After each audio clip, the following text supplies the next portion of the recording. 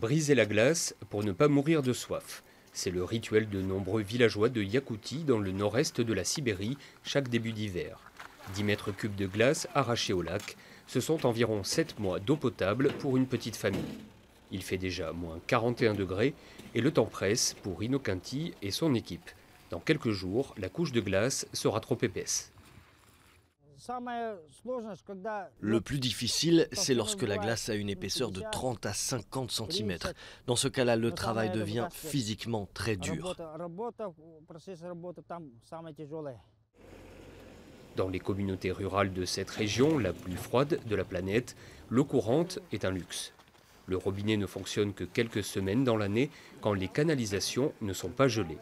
La glace, récoltée à la surface du lac, est une alternative qui tombe à pic.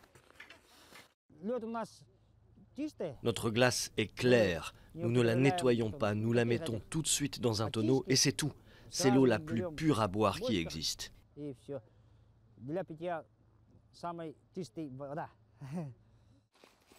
D'après certains écologistes, les rivières qui fournissent l'eau du robinet sont régulièrement polluées par l'activité minière, principale ressource économique de la Iakoutie. À 74 ans, cette habitante du village d'Oï en boit d'ailleurs le moins possible. J'aime l'eau de la glace, elle est plus propre. Je n'aime pas le goût de l'eau du robinet.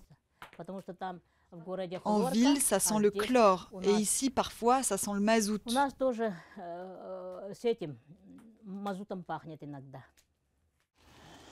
De même que la pêche ou la coupe du bois, Innocenti enseigne la récolte de la glace aux jeunes générations.